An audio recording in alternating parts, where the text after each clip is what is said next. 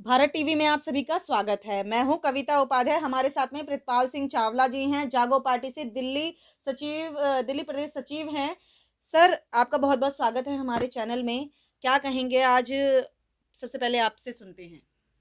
सब तो पहले गुरु रूप प्यारी साध संगत जी, वाहिगुरु जी का खालसा, वाहिगुरु जी की फतेह।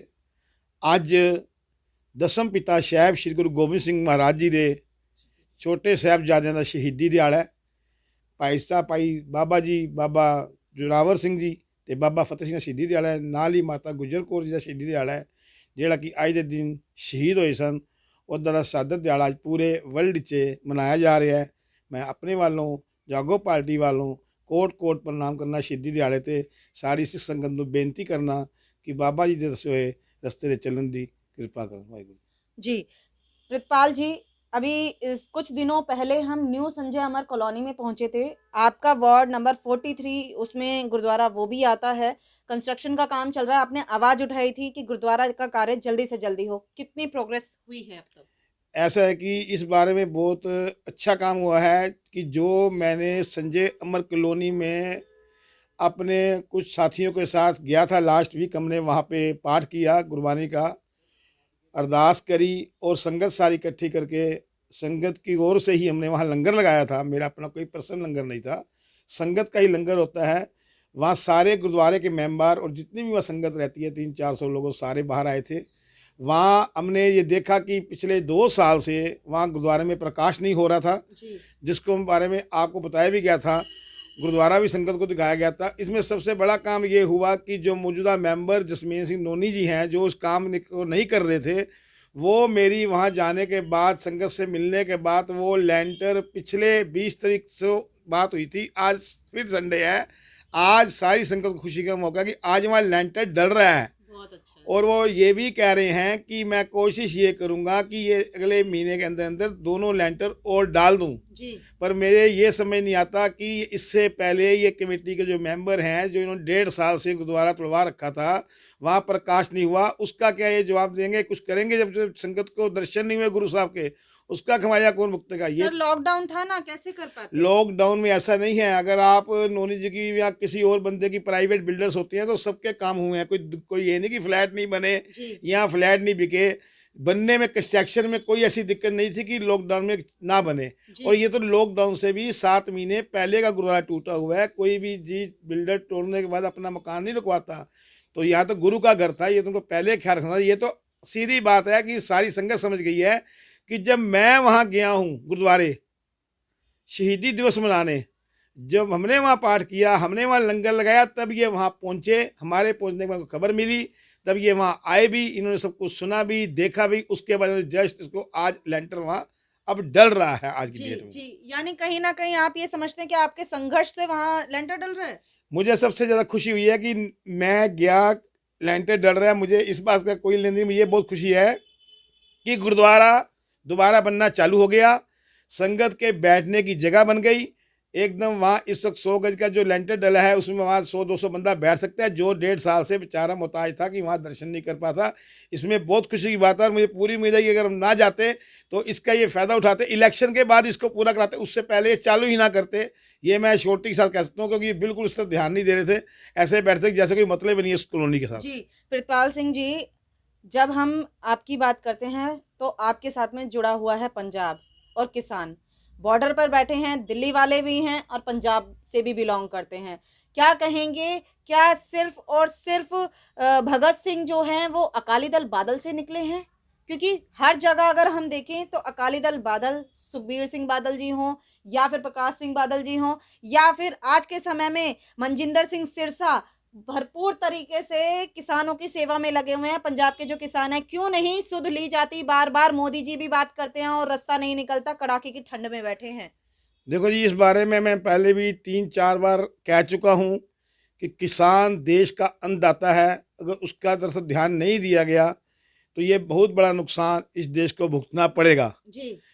और रही बात बादल परिवार की, तो अगर बादल परिवार ने तो पूरे ही पंजाब का बेड़ा गर्क किया है, ये मैं बात बिल्कुल ठोक के कह सकता हूँ कि इन्होंने खाली अपना घर भरा है। अगर ये बिल जब पास हो रहा था, जब मंत्री सिमरत कौर बादल थी, तब वो सो रही थी क्या?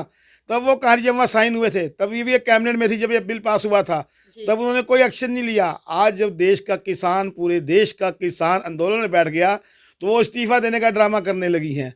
तो इसमें बादल परिवार ने जो गलत काम किया है वो खुद भुगतेंगे। उनके किए हुए कामों का आज ये देश के शरीफ किसान भुगत रहे हैं, रोजाना भुगत रहे हैं। रहती है बात महेंद्र सिंह सिरसा जी की, तो उनका तो एक ही काम है, सिर्फ दिल्ली के अंदर या कहीं भी कोई काम हो, ड्रामा हो, अपने फोटोग्राफर साथ ले जाते हैं। उन्होंने फोटो सेशन करवाना है, पुलिस वालों से जान के पंगा लेके मेरी फ़ोटो खींचो, मेरे बयान है। उनका दूसरा और कोई काम इस पिछले 2 साल से नहीं है। कौम का वो कुछ नहीं सोच रहे। अगर वो चाहते हैं तो वो भी बीजेपी से कैंडिडेट रह चुके हैं, एमएलए रह चुके हैं, उनके सीधे संपर्क हैं, क्योंकि इस काम को दिल से चाहे तो करवा सकते हैं किसानों के हल्ले को, पर उनका इस चीज़ में कोई इंटरेस्ट नहीं है। उनको तो खाली गुरुद्वारे से लंगर लिया, लगा के अपनी फ़ोटो खिंचवाई, चले आए। गुरुद्वारे से ये चीज़ ली, ये किया, लंगर लगा, उसके अलावा उनका कोई रोल नहीं है।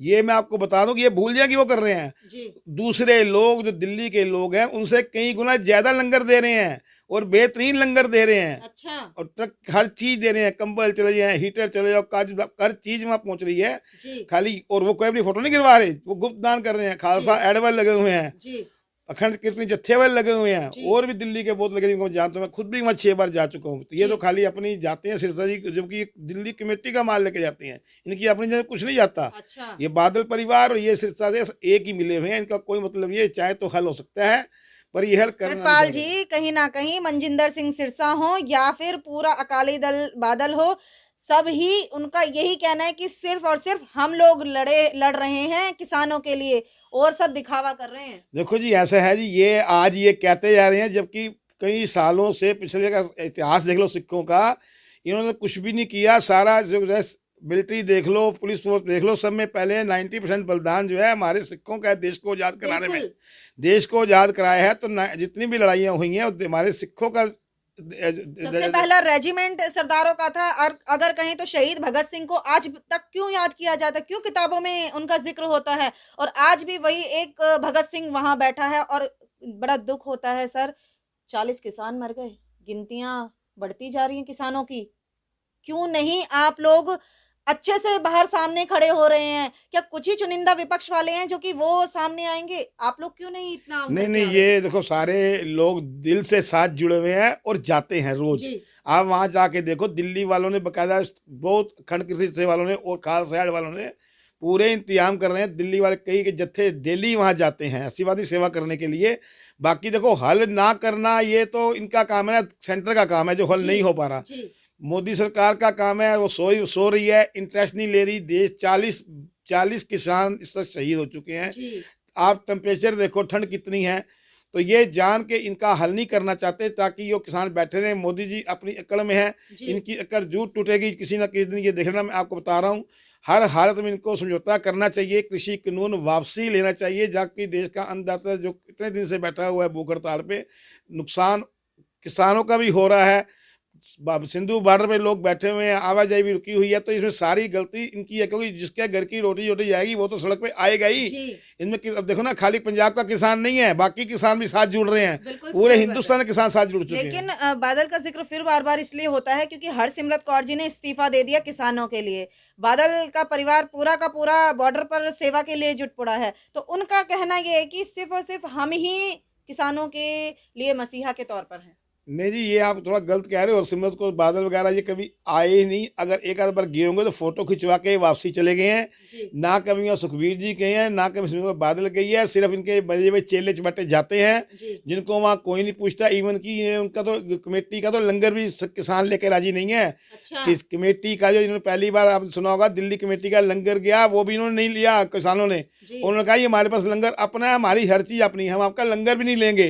इसलिए बादल परिवार की तो कोई वैल्यू वहाँ है ही नहीं, जीरो। क्योंकि जब अगर ये पहले करते ना, जैसे बादल मंत्री थी उस जैसे बिल पास हुआ था, तब ये बोलती ना, तब तो ये कुछ सही कर रही है। नाराजगी है किसानों में, नाराजगी, पूरी नाराजगी है। ये तो आपको टाइम बताएगा। पूरी नाराजगी बादल परिवार से है, और इस परिवार मतलब कि सारा किसान इसे बहुत दुखी है। और आप देख ही रहे हो कि 40 दिन से ऊपर हो गए हैं, इतने बंदे मर चुके हैं।